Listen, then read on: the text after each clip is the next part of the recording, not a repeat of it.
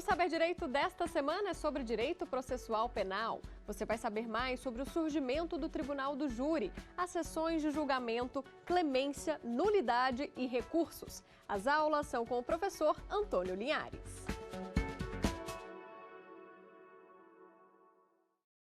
Bem-vindo ao Saber Direito.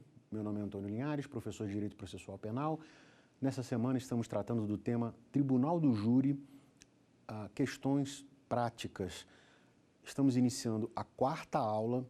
Na aula anterior, nós tratamos da segunda fase do procedimento bifásico ou escalonado especial do Tribunal do Júri, o juízo da causa, que é composto pela preparação do julgamento, bem como pelos atos que se desenvolvem na própria sessão de julgamento.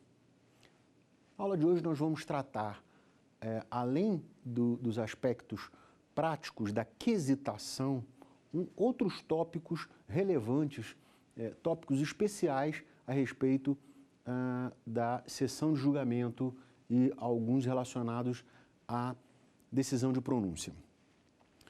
Primeiro aspecto, no curso do julgamento, apartes e inovação na tréplica. A parte é um instituto que confere vivacidade, dinamismo ao procedimento na sessão de julgamento. Significa que quando uma parte está sustentando, um orador está em ação, a parte contrária, em regra, ela não se manifesta, ela aguarda, ela assiste, ela anota aquilo que está sendo desenvolvido pelo orador em questão. Entretanto, é legítimo que em alguns momentos possa a parte contrária se manifestar, é o que a gente chama de aparte. Agora, o aparte, ele se fundamenta na necessidade da parte contrária de questionar ou refutar algum ponto ou requerer algum esclarecimento daquele que está com a palavra em determinado momento. Não era regulado o Instituto, passou a ser regulado pela reforma de 2008. O juiz arbitrará a questão do aparte, caso o aparteado não permita, não concorde em ser aparteado naquele momento, em permitir que a parte contrária interfira, e o juiz vai arbitrar, podendo conceder ao aparte num tempo de até 3 minutos por aparte. Então, essa matéria é regulada hoje no Código de Processo Penal e é um instituto legítimo, faz parte do jogo dos debates na sessão de julgamento no Tribunal do Júri. Eventualmente, o juiz vai ter que regular de uma forma mais rigorosa a interferência, que não é a parte, que se caracteriza muitas vezes num discurso paralelo. Um orador sustenta e a parte contrária tenta interferir fora do fair play na sustentação daquele que está no seu momento.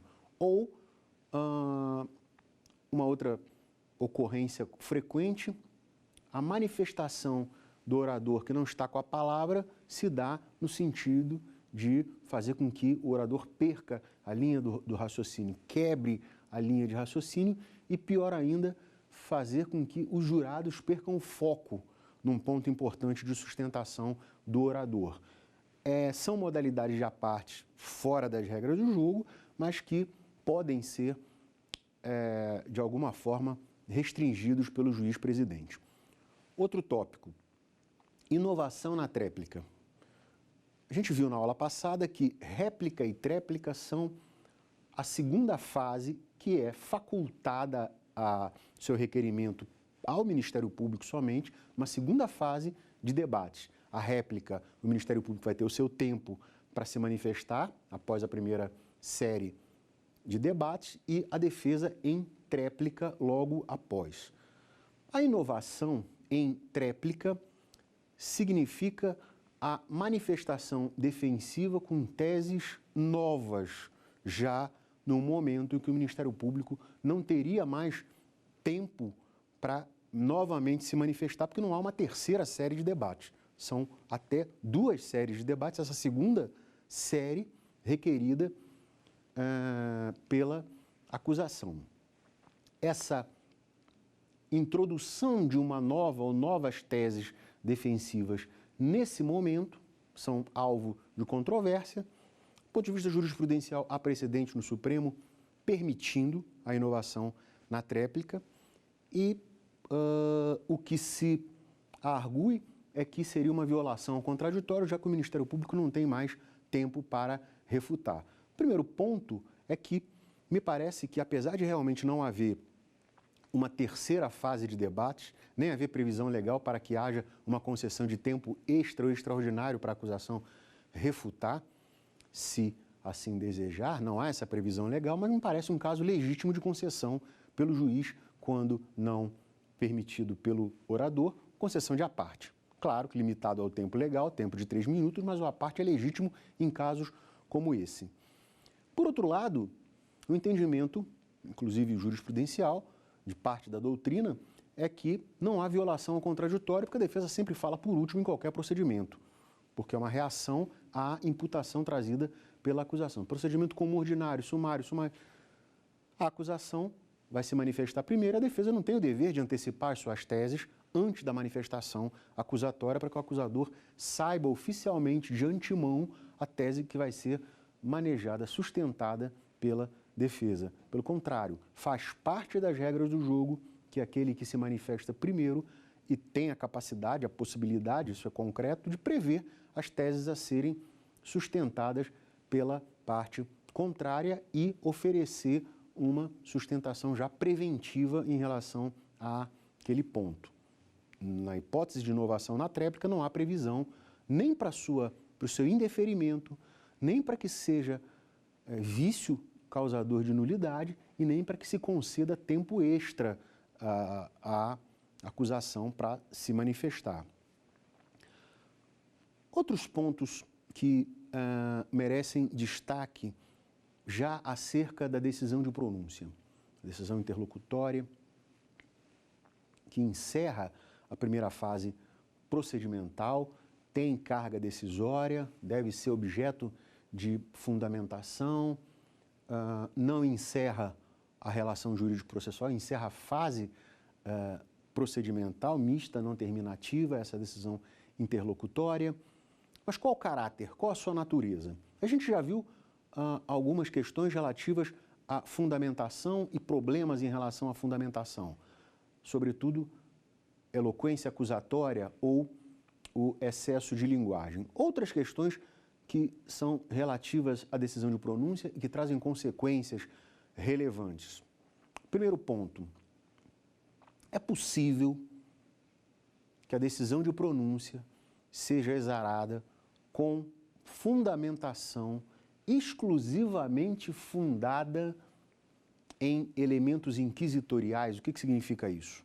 Em elementos colhidos no curso da investigação preliminar ou do inquérito. Nós temos o inquérito, que é uma fase administrativa, que é voltada para que se possa colher elementos de autoria e materialidade, basicamente, para que a acusação possa oferecer a opinio delicti, ou seja, a sua manifestação fundamentada ao compreender que há elementos para iniciar um processo, oferecendo, assim, a denúncia.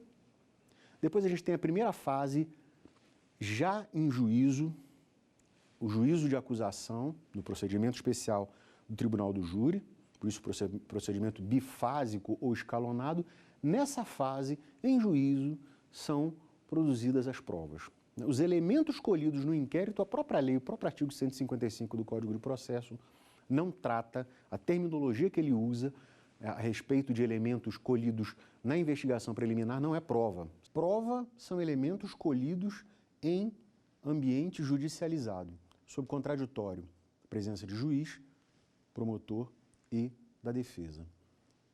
Os laudos que normalmente são formulados, em grande parte, na fase inquisitorial, na fase de inquérito, o contraditório é diferido e eles são interiorizados ao processo e, nesse momento, passam a ser, vamos dizer assim, pode-se usar a terminologia prova. Nesse momento, eles vão ser considerados provas. Mas elementos orais colhidos no inquérito, oitiva de testemunha, interrogatório do acusado, são tratados como elementos e não como prova. A questão aqui, qual é? O problema reside em que o artigo 155 do Código de Processo estabelece que o juiz não pode operar uma sentença condenatória exclusivamente fundada em elementos inquisitoriais, ou seja, só em elementos colhidos na fase investigativa, sem qualquer elemento judicializado ou sem prova, basicamente. O entendimento majoritário é que o juiz poderia, para condenar, aliar elementos colhidos na investigação com elementos de prova, colhidos, portanto, em juízo. Na decisão interlocutória, a esse respeito, o entendimento tradicional era que, para pronunciar, o juiz poderia se utilizar exclusivamente de elementos inquisitoriais. Boa parte da doutrina sempre questionou esse entendimento. Bom, qual é a função da decisão de pronúncia? Para que ela existe? Para que essa primeira fase procedimental existe? Ela é uma mera forma de declinação de competência, já que os juízes naturais são os componentes do conselho de sentença, são eles que vão julgar todas as questões de fato, então a decisão de pronúncia só remete o julgamento dos fatos ao conselho de sentença, é essa a função da decisão de pronúncia, é para isso que serve a fase de juízo de acusação, ou, por outro lado, a decisão de pronúncia, ela funciona como um filtro, ela funciona como uma garantia fundamental dentro do procedimento do tribunal do júri de que o juiz, togado, bacharel em direito, concursado, vai operar o exame de materialidade e autoria, qualificadoras, causas de aumento de pena, eventualmente contidas na denúncia e sustentadas na alegação final, e vai examinar num crivo jurídico, num balanço probatório a respeito do que foi produzido na fase anterior, se há os requisitos próprios da denúncia, que são a prova da materialidade delitiva e os indícios suficientes de autoria e participação. Por que razão esse filtro, né? Esse juízo de admissibilidade agora, de certa forma, mais rigoroso do que aquele que é operado no juízo de admissibilidade logo após o oferecimento da denúncia? Foi oferecida a denúncia, o juiz rejeita ou recebe a denúncia, admite a denúncia. O juiz admitiu. Operou-se a primeira fase, o juízo de acusação, e o juiz procede um novo juízo de admissibilidade, só que agora mais rigoroso porque posterior à oitiva de testemunhas, a juntada de todas as provas, ao interrogatório do acusado, e aí ele vai verificar. Novamente, não vai examinar mérito com profundidade, o limite cognitivo é sumário, mas ele vai examinar se há certeza da existência de crime. É importante esse ponto. A gente vai falar daqui a pouco sobre o indúbio pro societatem brocardo, que nunca pode ser aplicado a exame de materialidade delitiva. Dúvida sobre a materialidade delitiva ou sobre a existência do crime não pode conviver com decisão de pronúncia. Mas era aplicado, ou é aplicado, vamos discutir isso daqui a pouco, em relação à autoria, a presença ou não de indícios suficientes de autoria, mas a decisão de pronúncia, sendo um juízo mais rigoroso, um segundo juízo de admissibilidade após a primeira fase judicial, após o juízo de acusação, após a produção de toda a prova, nessa primeira fase, esse juízo de admissibilidade ele não pode se comportar como um mero declinador, repassador de competência para o juízo da causa. Ele, segundo parte da doutrina, deve funcionar como um filtro, como uma projeção concretizadora da garantia constitucional que é o tribunal do júri e da plenitude defensiva, que é princípio básico constitucional do tribunal do júri, para que se evite o encaminhamento de casos temerários, a segunda fase, porque na segunda fase nós vamos ter julgamento que é feito pelos jurados, que não necessariamente têm o conhecimento jurídico e podem ser influenciados por elementos extra-prova. Podem ser influenciados, como já dissemos aqui em outras aulas, pelo fato do acusado eventualmente estar preso, estar algemado, estar uniformizado, uniforme de presídio, por conta de leitura de folha de antecedentes, certidão de passagem por parte da acusação, de elementos, condenações ou processos anteriores respondidos pelo acusado. E é inclusive um ponto relevante para reflexão se essas leituras de certidões de passagens, que a meu ver não deveriam nem ser permitidas, porque o agente como adolescente, mas folhas de antecedentes, quando usadas como argumento de autoridade, não são um caso de aplicação analógica àquela vedação à referência à pronúncia ou à exploração do direito ao silêncio ou ao uso de algema como argumento de autoridade. Dessa forma, se entendida a pronúncia como um filtro para que evite que casos temerários sejam expostos a julgamento, ela deve percorrer um caminho de exame rigoroso de materialidade e autoria. Que exame rigoroso? A existência do crime comprovada e indícios suficientes de autoria. Essa comprovação dos dois aspectos, desse ponto de vista, não poderia ser confirmada na ausência de provas ou de elementos colhidos em juízo, o que tornaria, em caso contrário, a primeira fase inócua. Se o juiz pode pronunciar, ainda que nada for colhido no juízo de acusação, para que o juízo de acusação? Para que a admissibilidade da acusação, a primeira fase do procedimento? A primeira fase do procedimento deve funcionar justo como um elemento produtor, carreador de provas para que o juiz possa, se entender assim, lastrear a decisão de pronúncia.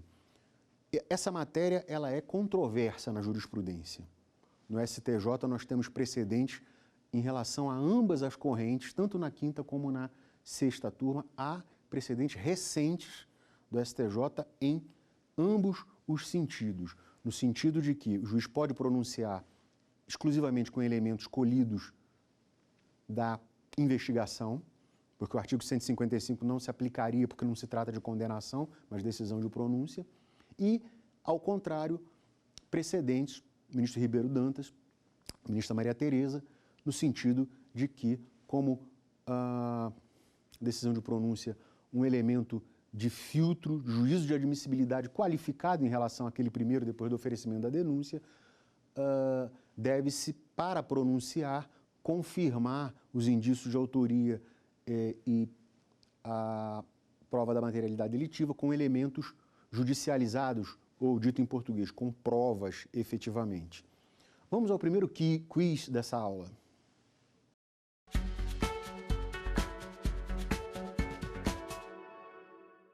Quanto ao quesito absolutório genérico, letra A, é vedado. Letra B, é obrigatório sempre. Letra C, é obrigatório apenas se a defesa oferecer tese absolutória. Letra D, não tem previsão legal. Vamos à resposta. Quesito absolutório genérico, que corresponde àquela pergunta: o jurado absolve o acusado? Ele é obrigatório. É um quesito obrigatório em todos os julgamentos, independentemente da defesa técnica ou da autodefesa ter oferecido elementos ou ter sustentado tese absolutória que seja compatível com esse quesito ou não, esse quesito é obrigatório, o entendimento dos tribunais superiores, tranquilo. A ausência desse quesito no julgamento, na sessão de julgamento, ela tem como consequência o reconhecimento de uma nulidade absoluta e a nulidade do julgamento. O julgamento tem que ser refeito porque é um quesito obrigatório, né? Os quesitos obrigatórios, considerados obrigatórios, a sua ausência opera-se a nulidade absoluta, matéria sumulada pelo Supremo Tribunal Federal. Tratávamos, então, da possibilidade de decisão de pronúncia destituída de prova, de fundamentação calcada em prova. O tema é controverso. Há precedentes recentes do STJ no sentido de que a decisão de pronúncia necessita, em sua fundamentação, de elementos judicializados ou de prova produzida em juízo, como é o conceito de prova. Outro ponto bastante relevante, muito polêmico, que enseja posicionamentos da jurisprudência também divergentes, agora divergentes, e que, portanto, não há uma resolução a esse respeito ainda, ainda no tema decisão de pronúncia, é o chamado brocardo indubio pro societate. E o que seria isso? Não digo princípio porque não se trata de um princípio. Também não tem previsão legal. A gente sabe que na fase decisória, quando o juiz sentencia, condena ou absolve, vamos supor o juiz lá no procedimento comum ordinário, havendo dúvida sobre materialidade, dúvida sobre autoria, ou dúvida, inclusive, como hoje trata o próprio Código de Processo, dúvida fundada sobre algum requisito, por exemplo, da legítima defesa de algum excludente de ilicitude ou de culpabilidade, inevitavelmente o favor rei, desdobrado aí em dúbio pro réu, deve ser aplicado. Dito de outro modo, a presunção de inocência não é fragilizada e a sentença absolutória deve ser proferida. Isso em relação ao momento decisório, a fase final, lá no procedimento comum ordinário. Trazendo aqui para o procedimento especial do Tribunal do Júri, a gente sabe que a segunda fase, o momento decisório da questão de mérito, ela vai ser aferida pelo conselho de sentença, pelos jurados, que não fundamentam como votam. E na decisão de pronúncia? Na decisão de pronúncia é o juiz, o magistrado, o togado, que vai proferir essa decisão interlocutória de pronúncia, sentença de impronúncia, mas se aplica nesse momento o indúbio pro réu, se aplica a presunção de inocência nessa magnitude, ou se aplica o indúbio pro societate, e quando o juiz recebe a decisão de pronúncia ou rejeita, no caso de admissibilidade, quando ele admite a decisão de pronúncia, esses brocardos são utilizados, ou melhor, o indúbio pro societate como brocardo que é utilizado, não é utilizado, pode ou não pode ser utilizado. Bom, há uma crítica muito forte da doutrina, e não é de hoje, à utilização desse indúbio pro societate, desse brocardo indúbio pro societate. Por quê? O que se exige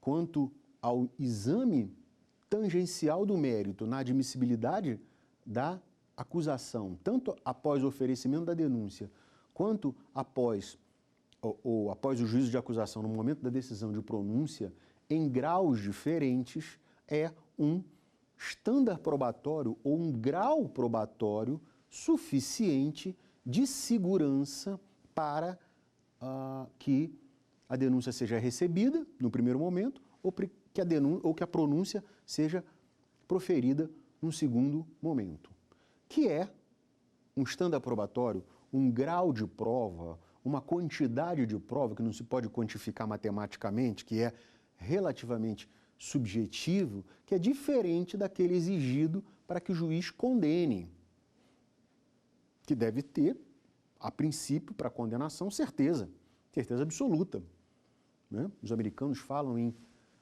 certeza acima da dúvida razoável, me parece que um grau muito baixo, uma degradação existe certeza, certeza para condenação.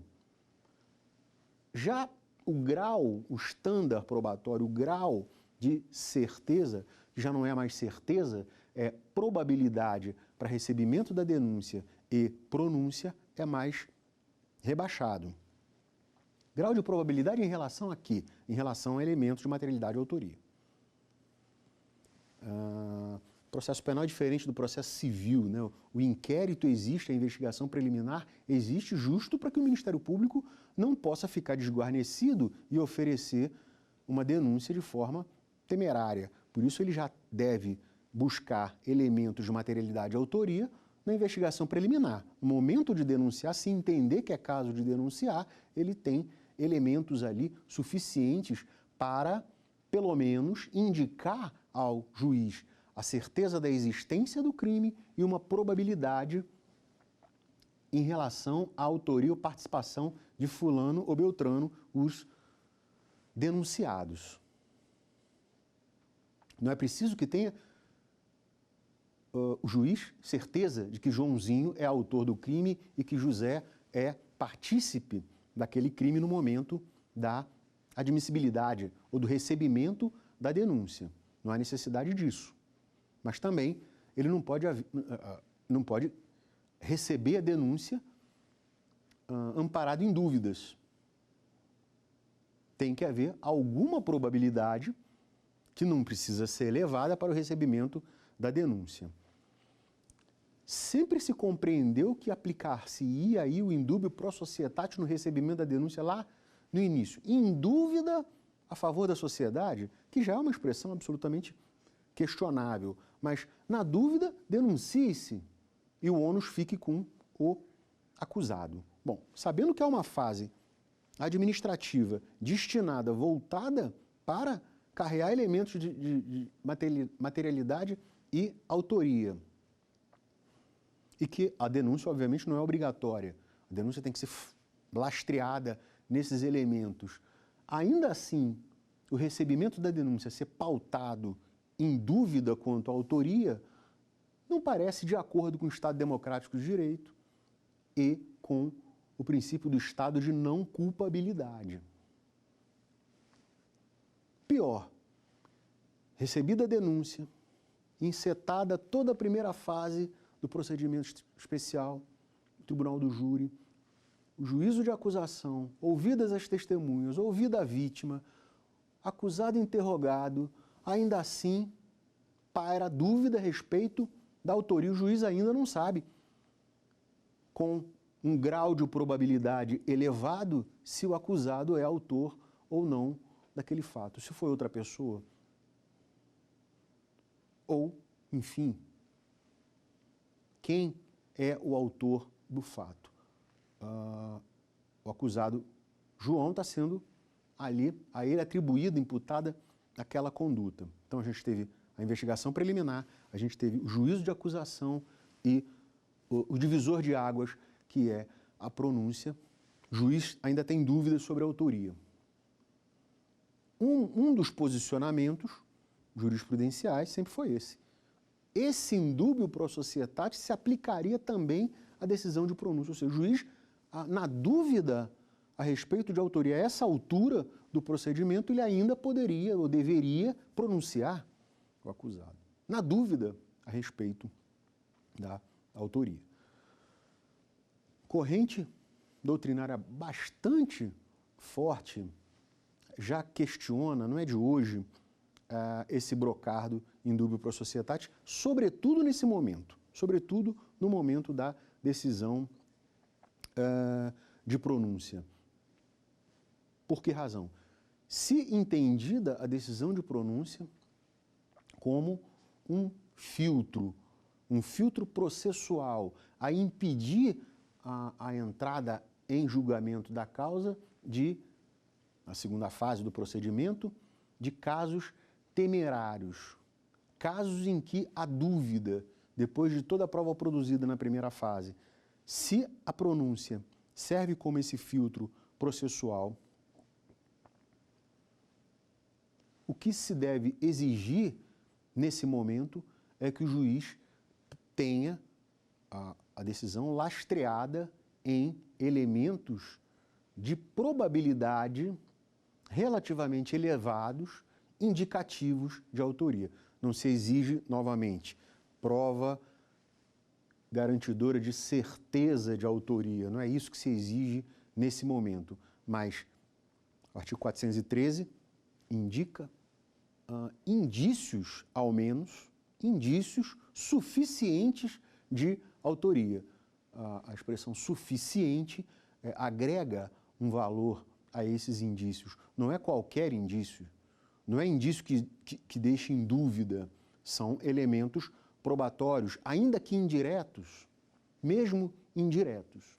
A presunção da inocência, a gente sabe que é um princípio, é o estado de não culpabilidade, princípio constitucional, princípio previsto na Convenção Americana de Direitos Humanos, norma supralegal. Ela se desdobra em 3 elementos. É uma garantia fundamental, ela é uma regra de tratamento, ela é uma regra de julgamento. Ou seja, é amesquinhador da presunção de inocência interpretá-la só em determinado momento processual. Eu só posso ampliar ou reduzir ao longo do procedimento a presunção de inocência.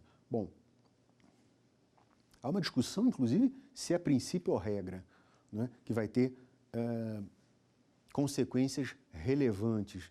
Né? Da forma como o texto é colocado na Constituição, ninguém será considerado culpado até o trânsito em julgado de sentença penal condenatória, a fixação é de uma regra. Né? E de uma regra que, como regra, não é passível de ponderação, de ampliação ou de restrição no seu conteúdo e na sua interpretação. Aplica-se com base no tudo ou nada. É uma reflexão que pode ser feita.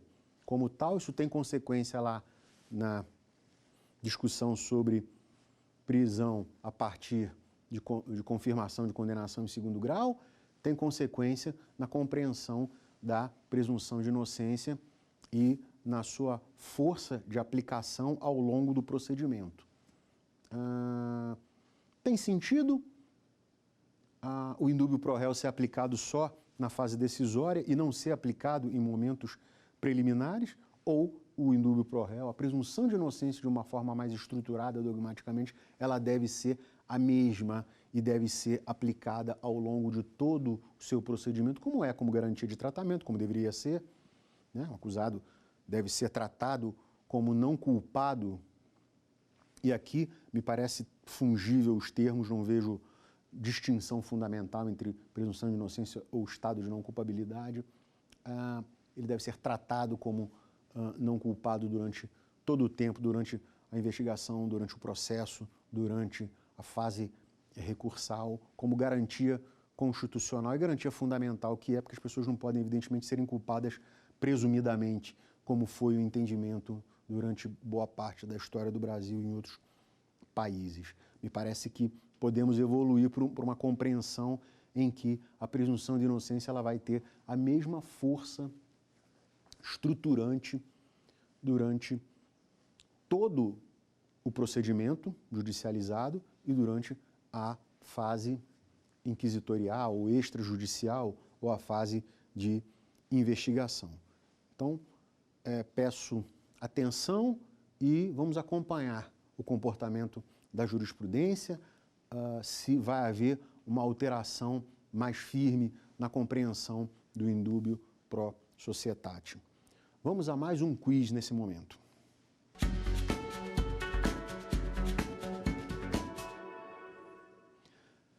É obrigatório questionar atenuantes e agravantes, causas de diminuição de pena se sustentadas ou afirmadas em plenário, qualificadoras mesmo não contidas na decisão de pronúncia, causas de aumento de pena mesmo não contidas na decisão de pronúncia. Vamos à resposta. Correto. Causas de diminuição de pena, desde que sustentadas pela defesa técnica em plenário ou possam se concluir da sua existência da versão oferecida pelo acusado, próprio acusado, em interrogatório, elas devem ser obrigatoriamente objeto de quesito, né? O questionar está aqui no sentido de quesitar. O que é obrigatório que se quesite? Então, nesse sentido, as causas de diminuição de pena que levam ao chamado homicídio privilegiado, não só elas, o homicídio privilegiado, mas todas as causas de diminuição de pena, como a participação de menor importância, por exemplo, e as previstas lá no parágrafo 1º do artigo 121, relevante valor moral ou social, prática de crime sob domínio de violenta emoção logo após injusta provocação da vítima, todas elas, se sustentadas, se expressas pelo acusado no seu interrogatório, elas devem ser objeto de quesitação. Outro tópico importante aqui, a quesitação. Como se dá a quesitação na sistemática atual? As perguntas são feitas de modo afirmativo, simples e de modo que uma pergunta possa se distinguir, separar com clareza de outra. As perguntas ou quesitos, elas vão compor um conjunto para cada acusado em relação a cada fato. Cada fato que eu digo é o crime. Às vezes o acusado a ele é atribuída a prática de 2 crimes numa mesma sessão de julgamento: homicídio tentado qualificado e porte ilegal de arma. 2 fatos, um único acusado. A quesitação vai seguir a seguinte ordem: um conjunto de perguntas, de quesitos, ou uma série de perguntas, de quesitos, quanto ao fato homicídio qualificado tentado, e uma outra série relativa ao fato porte, o fato que caracteriza ou não o porte ilegal de armas. Havendo mais de um acusado sendo julgado naquela sessão de julgamento, igualmente, outra série de quesitos. Então, cada acusado, em relação a cada um deles, vai haver uma série própria de quesitos, de perguntas para cada fato ou crime que esteja sendo julgado. Se há 2 acusados sendo julgados,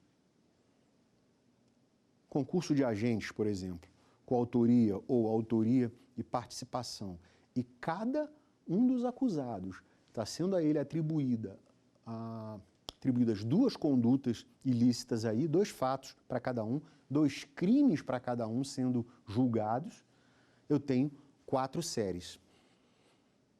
2 séries para o primeiro acusado, uma em relação ao primeiro crime, vamos que seja um doloso contra a vida, ou outro um crime conexo, corrupção de menores, que é muito comum. Em relação ao segundo acusado, vamos que seja um partícipe, ou, hipoteticamente, né, imputada a conduta de participação, ele vai ser julgado também. Há 2 séries de quesitos, uma a respeito do crime doloso contra a vida, outra em relação ao crime conexo.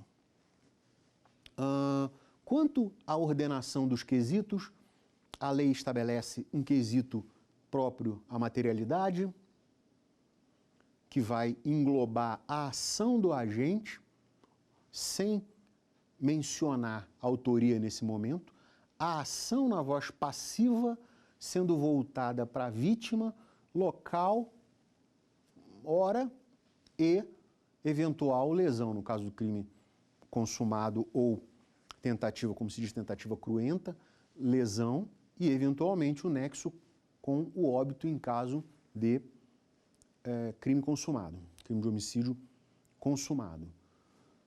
Nos casos de crimes tentados, nessa primeira pergunta, que é o quesito da materialidade, claro, não vai conter nexo causal relativo à morte, porque morte não houve, e se a tentativa for incruenta ou branca, como se diz, a vítima não foi atingida por alguma razão,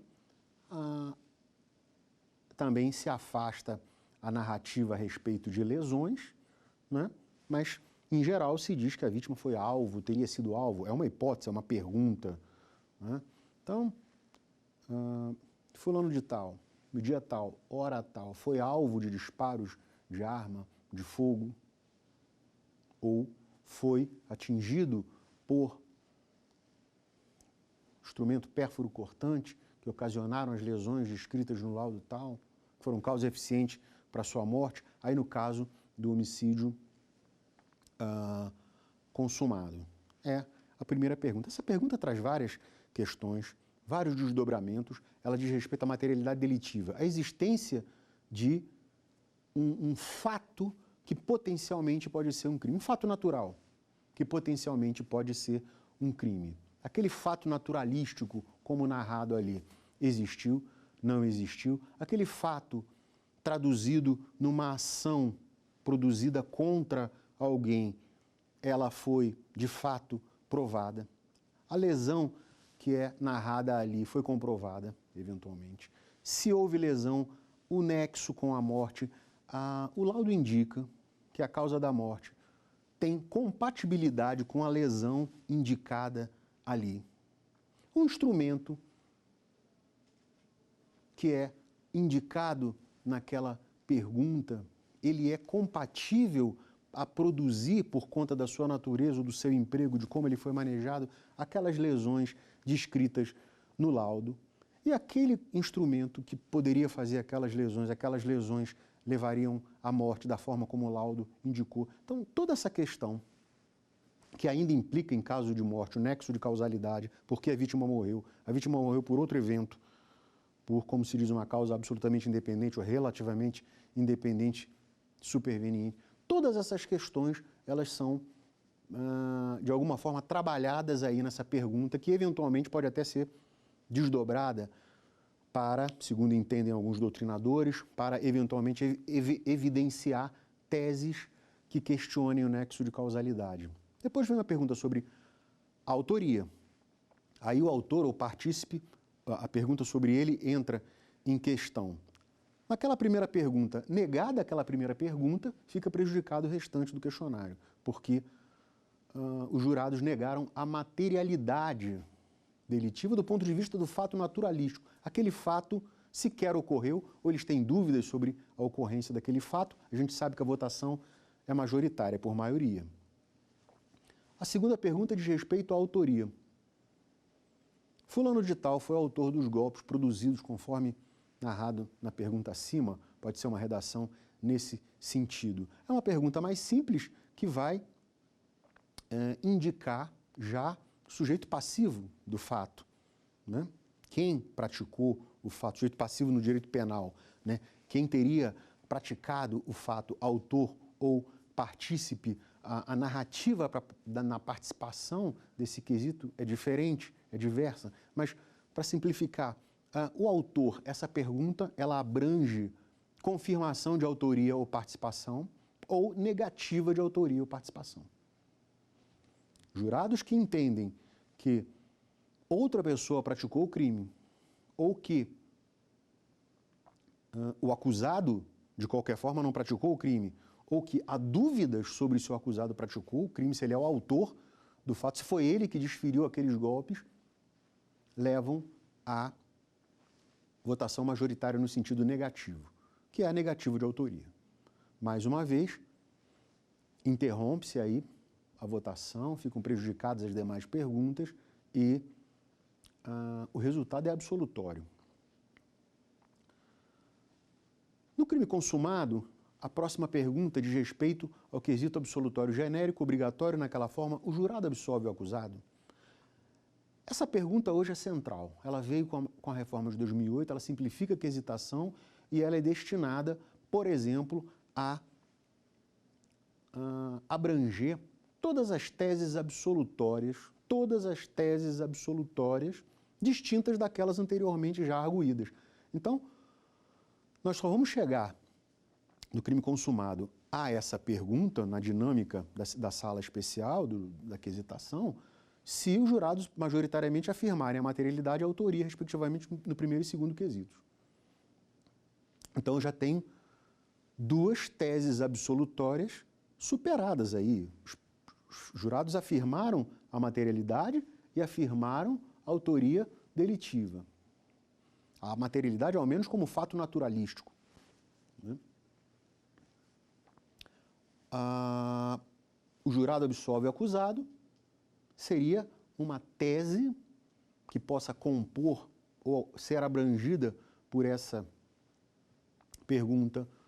Do ponto de vista técnico, todas as teses absolutórias distintas de negativa de materialidade e autoria, todas as excludentes de ilicitude e de culpabilidade, legítima defesa entre elas, em relação à culpabilidade, a questão da inimputabilidade merece um tratamento à parte mais à frente, mas do ponto de vista técnico, de teses técnicas, todas elas são abrangidas ali, significa que não há necessidade e não deve ser reservado nenhum quesito independente para que se possa expressar alguma tese absolutória, porque todas elas, distintas da negativa de materialidade e autoria, já estão abrangidas no quesito jurado absolve o acusado. Majoritariamente o voto sim, aí opera-se a absolvição. A questão é, o jurado fundamenta o voto? Não. Alguém vai saber por que razão, por que motivo o jurado absolveu? Não. O jurado está vinculado a teses oferecidas pela acusação ou pela defesa? Não. O jurado não está vinculado a tese alguma. O jurado pode absolver na cabeça dele por clemência, que é uma espécie de perdão. Não vale a pena aplicar a pena a essa pessoa, não vale a pena mandar para a cadeia? Pode. Nós vamos saber se ele absolveu por isso ou por outra razão? Não. Nunca. Esse quesito é considerado obrigatório. Muitos julgamentos já foram anulados porque logo no início da vigência da lei, havia determinado entendimento que o quesito só era obrigatório se a defesa sustentasse tese absolutória que ali fosse abrangida, estilo legítima defesa, por exemplo. O entendimento dos tribunais superiores pacífico, depois de anular muito julgamento por conta da ausência desse quesito, em situações em que a defesa não sustentou teses estilo legítima defesa, entendimento tranquilo que esse quesito é obrigatório, sempre, sempre, sempre, pouco importa o que a defesa sustentou, pouco importa o que o acusado falou no seu interrogatório. Esse entendimento da jurisprudência tranquila, STJ e Supremo, somado à indicação do próprio CPP de que, no tópico relativo à quesitação, o jurado irá julgar questões de fato e se absolve o acusado, ou seja, duas questões essenciais que o jurado vai julgar. As questões de fato e se absolve o acusado, ele coloca o legislador uma independência da absolvição em relação às questões de fato. Ou seja, a autoria é uma questão de fato, ou a prova da autoria, a materialidade idem, mas a legítima defesa também, ele destaca essa hipótese absolutória que o jurado pode alcançar independentemente de questões de fato. Esses dois elementos, né, a previsão legal, a compreensão jurisprudencial de obrigatoriedade desse quesito, a compreensão da plenitude de defesa como princípio constitucional e do Tribunal do Júri como uma garantia fundamental, nos permite dizer com uma certa segurança que o jurado pode absolver por clemência. E os tribunais admitem que o jurado possa absolver com base na clemência, com base no perdão, com base, por exemplo, em achar que não vale a pena mandar aquela pessoa para o sistema penitenciário, porque o sistema penitenciário, falido, vai devolver o quê para a sociedade? Aquela pessoa presa determinado tempo, é um fator criminógeno no sistema penitenciário, a pessoa vai ser presa para ser aliançada com alguma facção criminosa. Esse juízo, essa ponderação, até de cunho político, é cabível ao jurado, o jurado tem legitimidade para isso, é por isso que ele foi chamado para compor o conselho de sentença. Então não se pode querer o povo decidindo, na hora que o povo decide, vamos afastar esse modelo de decisão. Então, a clemência é um elemento legítimo de decisão. A questão surge quando a decisão absolutória, com base nesse quesito, sem que haja a sustentação pela defesa de teses técnicas absolutórias, já, como se disse, chegou a esse quesito que foram afirmados materialidade e autoria, se isso indica ou não a hipótese recursal da decisão manifestamente contra a prova dos autos, que é uma hipótese recursal que vulnera, fragiliza a soberania dos vereditos, mas é compreendida de forma praticamente pacífica como essa espécie recursal, como recebido pela Constituição. Tenho lá grandes reservas a esse respeito, se a linha D do inciso 3 do artigo 593 do Código de Processo Penal foi recebido pela Constituição, que torna absolutamente relativo e fragilizado o princípio da soberania dos vereditos. Essa questão a jurisprudência ainda não decidiu. Vamos continuar comentando sobre isso, como o STJ vem compreendendo a questão da clemência face à decisão manifestamente contrária à prova dos autos, compreendendo que esse recurso é passível de interposição uma única vez, no geral, não é uma vez pela acusação, uma pela defesa, não, é uma vez só em cada, relativamente a cada ato decisório, a cada sentença. Sentença proferida, cabe uma única vez o recurso, a apelação, né, especificada na linha D, uma única vez. Utilizada e o recurso tendo sido provido ou improvido não pode ser utilizado novamente. Vamos voltar a esse tema. Agora vamos a mais um quiz.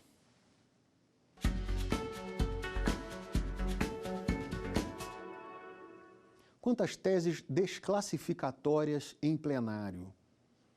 A quesitação é idêntica àquela dos delitos consumados. A quesitação é idêntica independentemente da modalidade desclassificatória. O delito tentado disporá de quesito próprio. As teses quanto ao partícipe não podem implicar quesitos próprios. Vamos à resposta. Perfeito. O delito tentado, ele exige um quesito próprio. Consumação tentativa, modalidades distintas, no caso da tentativa norma de extensão, o crime tentado, a denúncia, a pronúncia, ela deve conter a descrição da tentativa, que o enquadramento do artigo 14, inciso 2, e, faticamente, essa descrição ela deve vir acompanhada do enquadramento. O quesito para a tentativa vai ser específico, vai ser próprio, ele pode ser após o segundo ou terceiro quesito. Se vier após o segundo quesito, que é a relativa à autoria, no delito tentado, ele geralmente tem a seguinte redação. Pode haver duas redações, mas a mais adequada. Assim agindo, fulano de tal iniciou a execução de um crime de homicídio que só não se consumou por circunstâncias alheias à vontade da vítima, consistentes em erro de pontaria, por exemplo, na tentativa branca. E essa fórmula mais completa é a mais adequada, porque compõe aí também as circunstâncias alheias à vontade da vítima, do agente, né, o que caracteriza a tentativa e que vincula, né, aquelas circunstâncias ali. Então, o quesito tentado, ele tem uma obrigatoriedade, uma pergunta própria.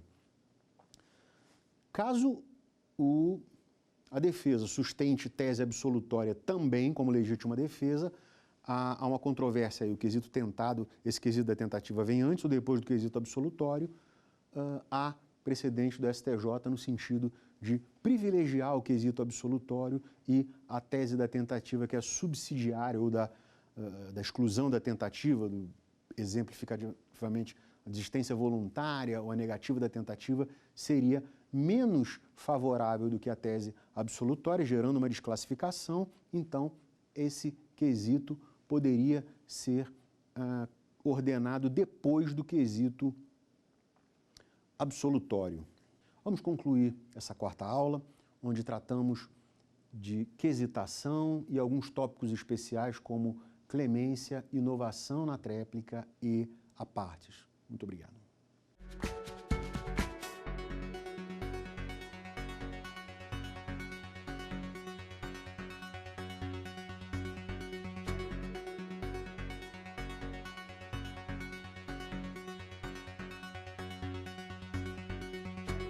Quer dar uma sugestão de tema para os cursos do Saber Direito?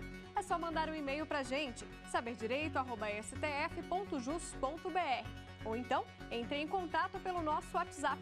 O número é este que aparece na sua tela. Você também pode estudar pela internet. Acesse tvjustiça.jus.br. Reveja ainda as aulas no nosso canal do YouTube, TV Justiça Oficial.